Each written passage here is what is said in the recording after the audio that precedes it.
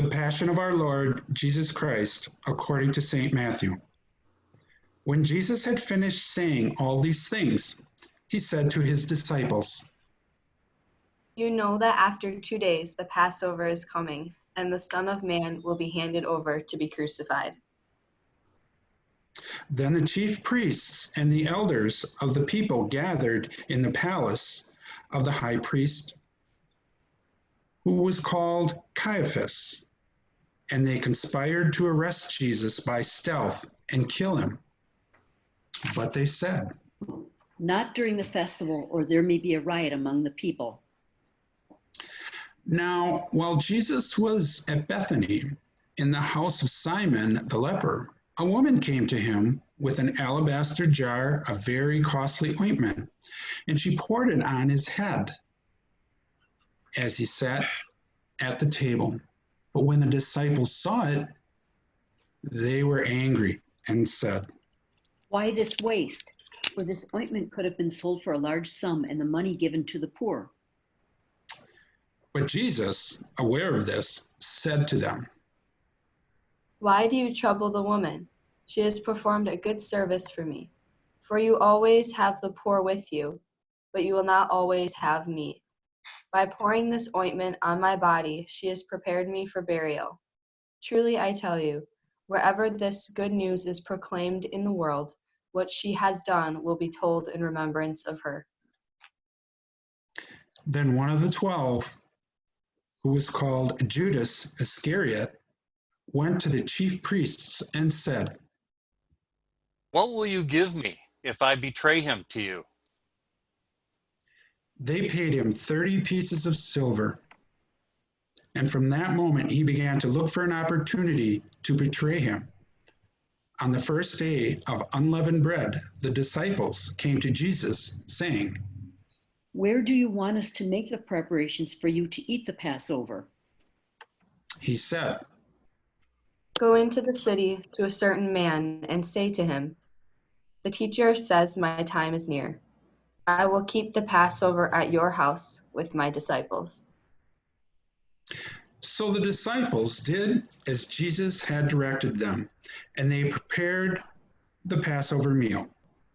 When it was evening, he took his place with the 12, and while they were eating, he said, "Truly I tell you, one of you will betray me." And they became greatly distressed and began to say to him one after another, "Surely not I, Lord." He answered, "The one who has dipped his hand into the bowl with me will betray me. The Son of Man goes as it is written of him, but woe to that one by whom the Son of Man is betrayed. It would have been better for that one to not have been born." Judas, who betrayed him, said, "Surely not I, Rabbi." Jesus replied, "You have said so." While they were eating, Jesus took a loaf of bread, and after blessing it, he broke it, gave it to his disciples, and said, "Take, eat. This is my body." Then he took a cup, and after giving thanks, gave it to them, saying, "Drink from it, all of you, for this is my blood of the covenant, which is poured out for many for the forgiveness of sins. I tell you, I will never again drink of this fruit of the vine until that day when I drink it new with you in my Father's kingdom." When they had sung the hymn, they went out to the Mount of Olives. Then Jesus said to them, "You will all become deserters because of me this night, for it is written, 'I will strike the shepherd, and the sheep of the flock will be scattered.' But after I am raised up, I will go ahead of you to Galilee."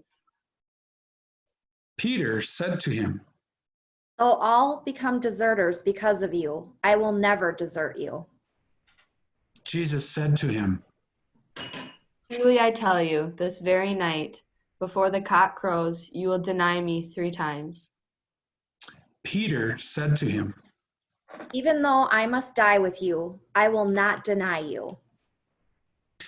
And so said all the disciples. Then Jesus went with them to a place called Gethsemane and said to his disciples, Sit here while I go over and pray.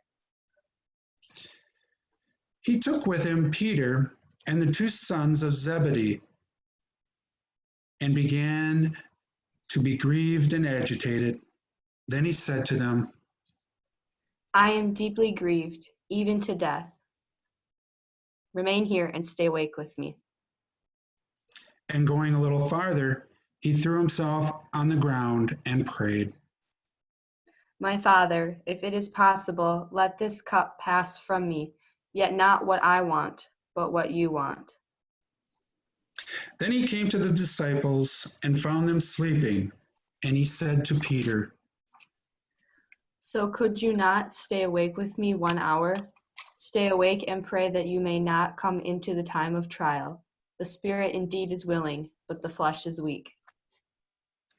Again, he went away for the second time and prayed.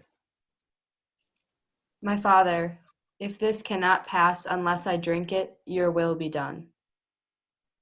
Again, he came and found them sleeping, for their eyes were heavy. So leaving them again, he went away and prayed for a third time, saying the same words. Then he came to the disciples and said to them, Are you still sleeping and taking your rest? See, the hour is at hand, and the Son of Man is betrayed into the hands of sinners. Get up, let us be going. See, my betrayer is at hand. While he was still speaking, Judas, one of the 12, arrived.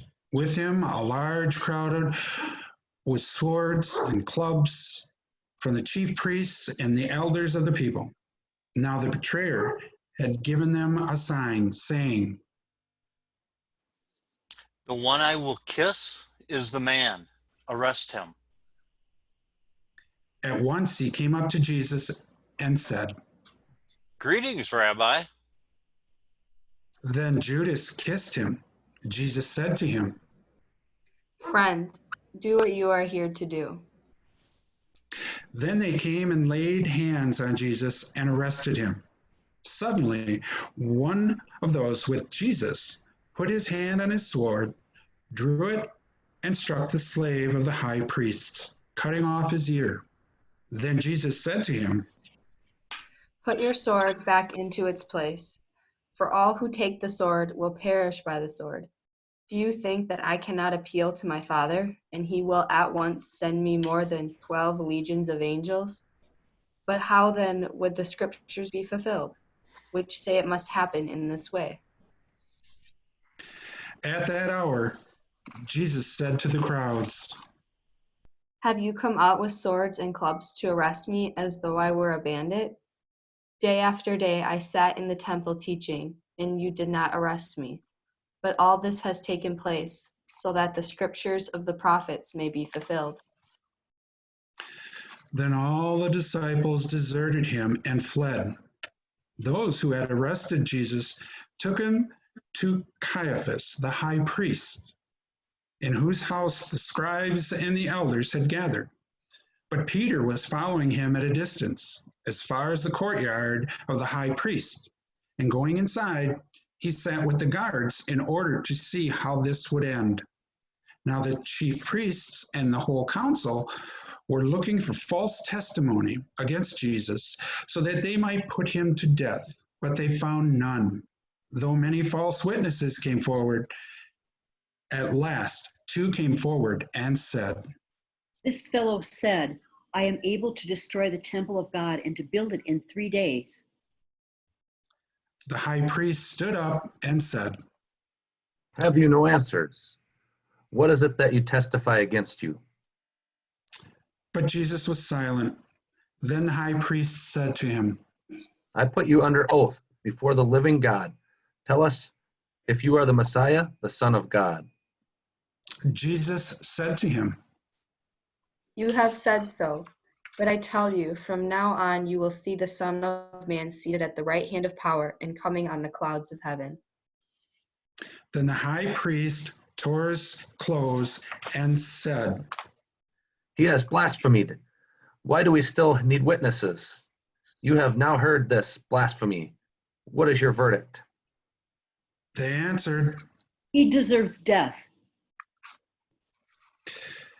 they spat in his face and struck him, and some slapped him, saying, Prophesy to us, you Messiah. Who is that struck you?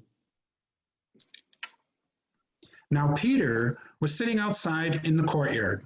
A servant girl came to him and said, You also were with Jesus, the Galilean. but he denied it before all of them, saying, I do not know what you are talking about. when he went out on the porch, the servant girl saw him, and she said to the bystanders, This man was with Jesus of Nazareth. again he denied it with an oath. I do not know the man. After a little while, the bystanders came up and said to Peter, Certainly you are also one of them, for your accent betrays you. then he began to curse, and he swore an oath. I do not know the man. At that moment, the cock crowed. Then Peter remembered what Jesus had said, before the cock crows, you will deny me 3 times. And he went out and wept bitterly. When morning came, all the chief priests and the elders of the people conferred together against Jesus in order to bring about his death. They bound him, led him away, and handed him over to Pilate, the governor. When Judas, his betrayer, saw that Jesus was condemned, he repented and brought back the 30 pieces of silver to the chief priests and the elders.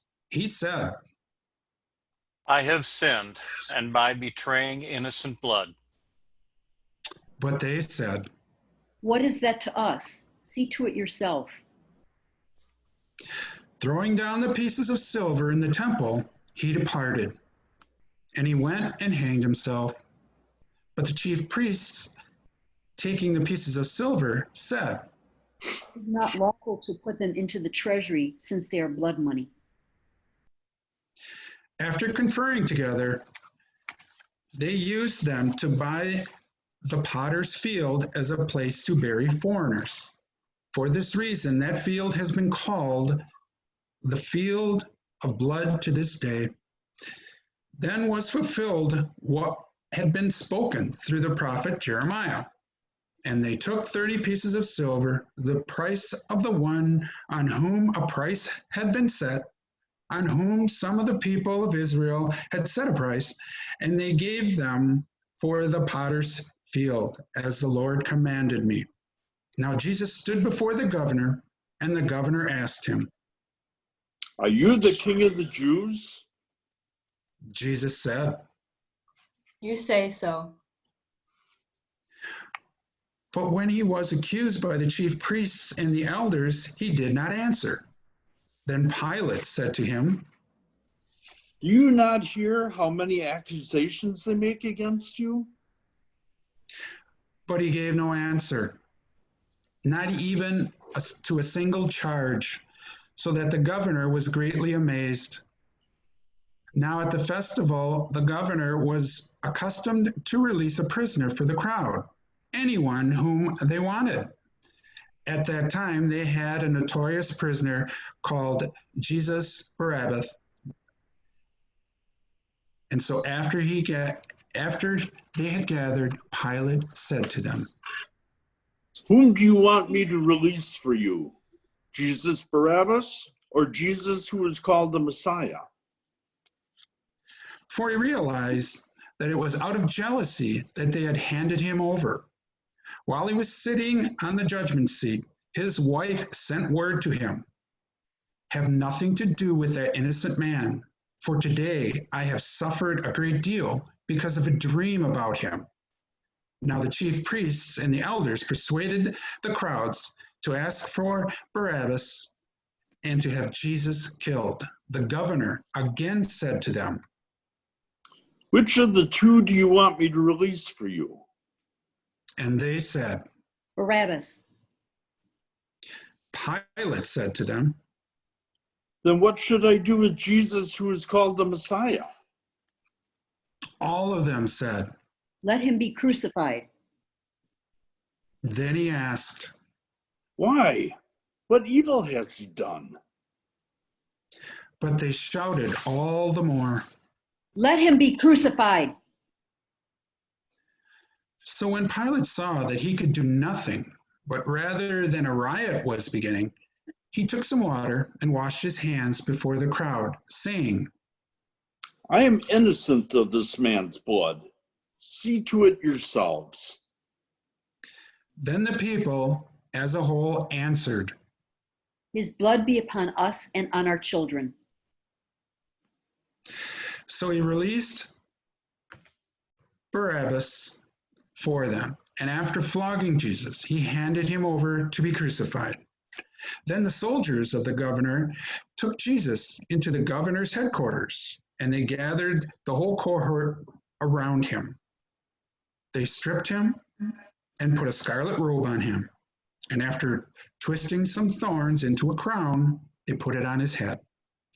They put a reed in his right hand and knelt before him and mocked him, saying, Hail, King of the Jews.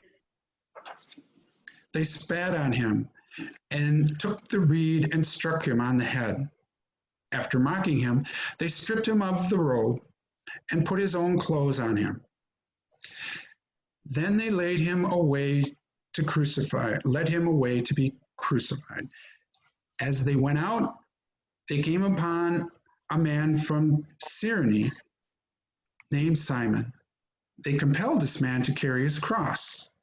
And when they came to the place called Golgotha, which means place of a skull, they offered him wine to drink mixed with gall. But when he tasted it, he could not drink it. And when they had crucified him, they divided his clothes among themselves by casting lots. Then they sat down there and kept watch over him. Over his head, they put the charge against him, which read, This is Jesus, the King of the Jews. Then 2 bandits were crucified with him, one on his right and one on his left. Those who passed by derided him, shaking their heads and saying, You who would destroy the temple and build it in 3 days, save yourself. If you are the Son of God, come down from the cross. In the same way, the chief priests also, along with the scribes and the elders, were mocking him, saying, He saved others, he cannot save himself. He is the King of Israel. Let him come down from the cross now, and we will believe him. He trusts in God. Let God deliver him now, if he wants to, for he said, I am God's son. The bandits who were crucified with him also taunted him in the same way. From noon on, darkness came over the whole land until 3 p.m, and about 3 o'clock, Jesus cried with a loud voice, Eli, Eli, lama sabachthani. that is, my God, why have you forsaken me? When some of the bystanders heard it, they said, This man is calling for Elijah. At once one of them ran and got a sponge, filled it with sour wine, put it on a stick, and gave it to him to drink. But the others said, Wait, let us see whether Elijah will come to save him. Then Jesus cried again with a loud voice and breathed his last.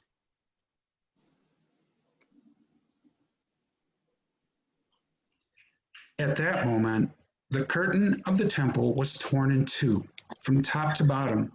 The earth shook, and the rocks were split. The tombs also were opened, and many bodies of the saints who had fallen asleep were raised. After his resurrection, they came out of the tombs and entered the holy city and appeared to many.